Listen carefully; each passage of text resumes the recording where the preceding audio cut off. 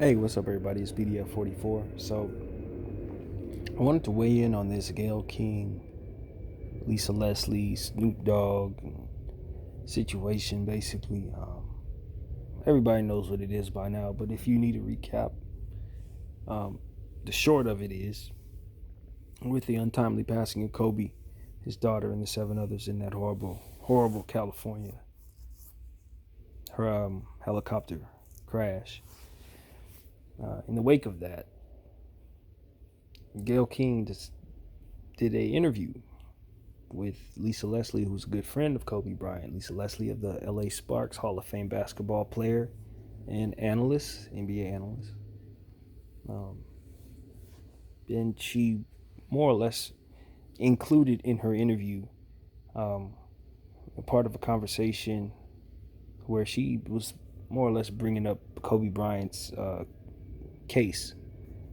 And, in short, it's just a situation where it seemed untimely to a lot of people and it was insensitive to a lot of people, and people sounded off on the fact that she brought this up before Kobe's memorial had even taken place, while the family's very much going through the beginning stages of a very long grieving process. And fans are also very sensitive at this time and grieving in their own way, and it's just not a timely um, it's not the best time to have a conversation such as that, most thought. Now, Lisa Leslie was commended by most people, pretty much from everyone I've heard, in regards to how she handled those questions elegantly and carefully, picking her words, but also leaving room for everything possible so that she could be, seen in the best light. And I couldn't be more proud of how she handled herself personally, because she stood up for her friend, but also left herself looking very responsible in how she spoke of the situation and what she did and did not know about in regards to the facts of the occurrence. But we do know the result of the case, and it was thrown out. There's a responsible conversation to be had about that case. I don't know that it's been had, but I know that Gayle King's interview session with Lisa Leslie was not the time to have it. And that's what I know. And Snoop Dogg later came out and was and sounded off on his opinion and said some things about Gayle King, called her some real tough names, real foul names, and just basically said that he didn't more or less think it was appropriate for her to bring those things out either. And he said it in the Snoop Dogg way. Going back to his old ways of talking about women and really talking down to him, going back to his pimping characteristics and whatnot. And that just doesn't sit well with the Me Too movement era that we're in. Like, I grew up on that Snoop Dogg, so I wasn't really surprised at how he talks. And to be honest with you, I felt like he was just jumping into character. I really did. It's like just like that one dude, Ari, whatever his name is, that said that horrible joke about Kobe Bryant, and it was described that this is something that he does every time someone passes away, and he doesn't really actually feel this way about the people, but he just expects that his core fan base would desire him to continue this process of making fun of people when they pass away, so he goes out there and does it anyway. I felt Snoop Dogg was kind of doing the same thing. I felt like his real thoughts and his responsible side of himself, the real Calvin Broadus, was speaking in the first half of that video, and then he jumped into Snoop Dogg in the second half of that video. He was getting into character. That's how I looked at it. It was as if he was trying to feed those who would be expecting a certain level of intensity and a certain level of viciousness toward a female who Snoop Dogg felt disrespected his people, his homeboys. And I think that's where it gets really messed up when you play a character for so long, or when you show a persona for so long in the public eye, and it gives you so much success. Like a guy like Snoop Dogg, one of the most famous people in the world, that persona of Snoop Dogg is not a person that raised his kids, that lives in his household, none of that. Snoop Dogg's is the persona of the human being that's outside, getting to the money, going all over the world, rapping, smoking, and hanging out with the homies and doing all of that. That persona and those two worlds don't necessarily match. This is my perception of the man, and many other people as well, when they have different characters that they jump into or different personas that they have to portray when they're out in the public eye. And I just think that sometimes when those two worlds merge, or when the pressure of becoming that human being bleeds into the opinion of the real person, that's when you have situations like this. And it has to be tough for a person, for someone who's famous to jump outside of that. No different than an actor who is asked to be in character for 8 months while they do a movie and then jump out of character. You have to almost decompress. You have to literally go to see a psychiatrist to kind of unlearn some of those characteristics that come with playing a character for so long. And when that character is somebody that you've been all over the world, probably more so than you've been yourself, you can get to a point where you don't really know where yourself begins and where that character ends, and vice versa. And I think that's what it is for a guy like Snoop Dogg. I really do. Sometimes when Snoop be talking, sometimes when he's on his IG, he come off as so bitter, man. And for somebody who's been so successful, who's had so much good going for him, so much happening, sometimes that bitterness just bleeds through. Now, I'm somebody from LA. Obviously, those who listen to me know that much about me. I've been in Snoop's presence before. I ain't sat with him and chilled with him, talked to him. I ain't know him that well or nothing like that. But I've been in the same place he's been at the same time. I've been where he's been, places where he'd been at, to where I've been standing room around him, that kind of thing. It's happened before. I didn't get a chance to meet him, but you know what I'm saying? The point is that I'm trying to make in regards to saying that is when you grow up in LA, you understand the figures of people who are figureheads in this city, figureheads in this world, but definitely like pillars of your community. And his persona and who he holds himself to be is very important to him. You know what I mean? He wants to uphold that. He wants you to see him as both Calvin Broadus, the father and grandfather, but also as Snoop Dogg, the rapper, gangster, and the dude that's gonna be cold on a female at all times. More or less pimping that pimp persona. And that's what ended up bleeding through. That's a character and a persona that he holds in himself, that he holds close to his heart, dear to himself. And it doesn't work. Like I just said, it does not work in a Me Too movement when everybody is very, very sensitive about how you treat women and how you treat people who are different than you, and et cetera, et cetera. It's like the world changed on Snoop Dogg. And while he could still be Snoop Dogg, now suddenly he's going to be attacked for the same things he was applauded for just maybe 15 years ago. So that's what I think is taking place here.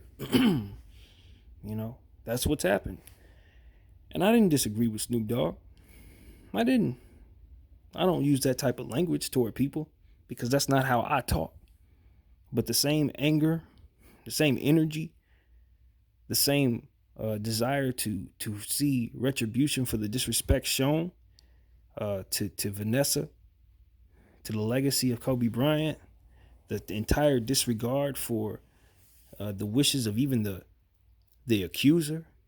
Nobody was even consulted. No facts were brought up in this conversation. It just seemed like a very, very disrespectful way of doing things. And she put Lisa Leslie in a very, very tough situation, because if Lisa didn't answer the question properly, she's going to be looked at a certain way by the people that matter. You know what I mean? Not only in her personal life, but in her professional world as well. And if you go back and watch the interview, Gale King just basically said, to Lisa, like, more or less, you wouldn't see the side of Kobe that was capable of doing those things because you were his friend. It's like to belittle her view or perspective of a man just because of a friendship. It's like you assume you know this person. You don't know Lisa Leslie. How do you know what she can see in her friends and what she can't? Because you have issues seeing the worst of your friends or the worst in your friends? That doesn't necessarily mean that you can project that notion onto someone else based on your limitations. And we know who her friends are. You know what I mean? That's what makes this even worse. It would be different if this was someone who didn't have a friend or two who's been accused of some things. I'll leave it at that. But the whole thing is just nasty. The entire situation just reeks. And ultimately, Vanessa and the family deserve better. Kobe Bryant, of course, deserves better. You know, and I'm not saying that, just like Lisa said, I'm not saying things didn't take place. But at the end of the day, the court of the law, that day has come and went. And if those questions needed to be asked, they could have been asked while he was alive. If they wanted to give him the rundown and more or less say, hey, you know, we want to hold you accountable to whatever took place that night, then some facts should have been brought up. The entire spectrum of the conversation needs to be done in a responsible manner. Not in a fly-by-night kind of, let's try to R. Kelly him for just 5 minutes out of this conversation that's supposed to be between an interviewer and a friend of the person who was lost. So, yeah, it was irresponsible. Now, there's another aspect of this conversation that needs to be had for me in regards to Snoop Dogg and what he said about Gale King and how he said it. I think we need to be careful as African Americans to not allow whatever entities they may be to pin us against one another. And I always say, the things that come out of your mouth and how you view yourself is going to be a lot of times determined by what you say and how you say it. Meaning, what I'm trying to say is, if I'm going to come out of my mouth and say all kinds of horrible things, I'm going to make you see me a certain way when doing so. You're going to view me a certain way because of what's coming out of my mouth. So we got to be very careful to portray ourselves properly. Snoop Dogg came off as an ugly human being when he said those things. Now, was he justified in his feelings? Of course. But at the end of the day, the choice that he made to speak the way that he did allowed people who surmise and see the world in such a way, who view him as someone who don't love himself because he would allow himself to be seen in such a light. Someone who doesn't love his people, his women, because he would allow a circumstance to make him speak that ill of another black woman or another black person. You know what I mean? And we got to understand, Gail is just an employee of a corporation. And even though she put herself in positions to say certain things, and she said those things whether they're independent of her or literally put in her mouth to say, either way, she's still trying to please someone else. So while we're sitting here trying to point the finger at her, let's not forget to point the finger at who's above her and who it is that she's trying so hard to please. Because they're the ones that are allowing her to be viewed in such a way through the things that are coming out of her mouth, and allowing us to throw that vitriol and that anger and that disrespect her way. You see what I'm saying? She's not exactly independent fully in this situation. It's not her microphone that she's holding. So we need to be very, very careful as to who we allow to pin us against one another and how we allow ourselves to be viewed in the midst of these fights. No, I don't know enough to say enough, but I will give out the notion of something that I've understood for a very long time, though from afar. A lot of times, some of the conflicts that go on in the inner cities and the streets were started by people who didn't look like us, who armed us, drugged us, filled our minds up, gassed us up, and sent us at one another. So we need to be very careful not to allow ourselves to fall victim to those same traps. Because while we're sitting back yelling at each other, being mad at each other, this black woman, blah, blah, blah, this black man, blah, blah, blah, there's somebody back there rubbing their hands who don't look nothing like you saying, see, they hate each other. And that's why I'm justified in hating them. See, they're going to turn that anger toward us because look at how they speak. Look at how they allow themselves to be seen. Manipulating the entire situation fully. So Snoop Dogg is justified in his ways, justified in his actions, still ends up looking like a bad guy. Gail, who thought she was doing her job properly and thoroughly, used this opportunity to make herself look like she was responsible in the eyes of people who didn't want to do nothing but make her own people hate her. That's the truth. So it's like everybody's trying to please the wrong people instead of just trying to do the right thing. Snoop Dogg trying to please the people who would be satisfied in hearing him talk down to a woman. And Gail's trying to please the people that would be satisfied in seeing her talk down about a black man. Ain't this some shit? And it seems like very few of us are any the wiser. And I get the game. Now black people angry at black people. Justified in doing so because why? Because they trying to defend the honor of a black person. How did defending the honor turn into an all-out fight between one another? What's going on here? What are we really allowing to happen? And it's the trap that we find ourselves in all the time. All the time, in various ways. You know, on both sides of the spectrum, whether you're the proest of the black or the coonest of the coon, you find yourself still in this maze of fighting and battling an African American in a war that isn't started by African Americans. It's just something that I've noticed. That's why I try not to be too extreme. There's best to be a balance to my thinking. I can't speak for nobody else or move for nobody else, but for me, it needs to be a balance. Yeah, I support my black people. Yes, I know that we need to stand on our own too and fight supremacy, white supremacy. We must fight it.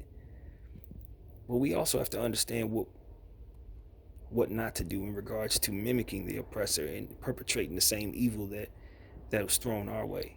Because just because you are justified does not necessarily mean that what you are justified in doing should be done. Sometimes the means aren't justifiable in the end. Especially if there's a bigger, broader fight taking place. I feel like we dogs out here fighting one another. You know, we're not even aware of the greater situation behind us, where there are people, real people around, holding their money up, trying to see who's gonna win this dog fight. We, as dogs, fighting one another with vitriol and anger and thinking this is a necessary fight. We must win. The reality is nobody wins, but the people behind us who aren't gonna have to lose anything in regards to this except for a couple of dollars, while we lose our lives, our dignity, our whole souls out here fighting one another. I hope y'all understood the analogy, man. Independent thinking is what I'm trying to incorporate myself to being fully. Though we all, in our own way, are influenced by one another, and we all find ourselves sometimes entertained by various things. At the end of the day, you have to be able to think your way through stuff. You can't just listen to what somebody say and say, yeah, that's it. Not even if it's something that makes sense to you. You gotta try to see more inside the situation. And one thing I don't want to be is a black supremacist. No, I want to live in a world where everybody has an opportunity. I want to live in a world where there ain't no reason for anybody to feel like a dog fighting in a dog fight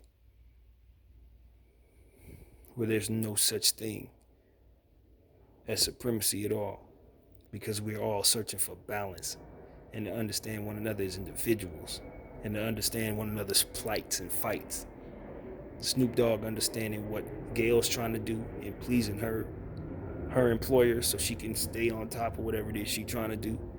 And Gail understanding somebody like Kobe Bryant, who was accused of something, but at the same time, those same people who are paying Gail are trying to destroy his legacy after he's passed away, when the facts of that case clearly show that there's a lot to be questioned and a lot to be delved into. The motives of the people behind the people. That's what we need to really be taking a look at. And a guy like Snoop Dogg needs to understand all of that, instead of trying to, once again, please people who would otherwise be pleased by how he's moving when he's showing himself to be an ugly person. When we know that's not who he is. We see that through his kids and through his family, that is not who he is. It just is my opinion. That's all it is one man perspective. That's all this is, man. And I tried to not ramble on, but I ended up doing it anyway. But this is BDF 44 coming at you. Rest in peace, Kobe Bryant. Try to think about the families of the people who were lost here. Try to think about what's really serious taking place in this situation, which is a bunch of people trying to cope with their new reality, is what has been described to me. You know, when you lose somebody, the last thing you want to hear is their name dragged through the mud and people fighting over their legacy, and people who aren't you trying to stand up for what they believe that person was really about. Let Vanessa, the kids, and all the families and victims in this situation have a time to just mourn. Can they have that? You would want that for your family and yourself if it was necessary for that moment. You would need time for that. There's an opportunity later on to have all these conversations about this, that, and the third. But it ain't about that right now. So let's just let them mourn. That's all I got, y'all. BDF.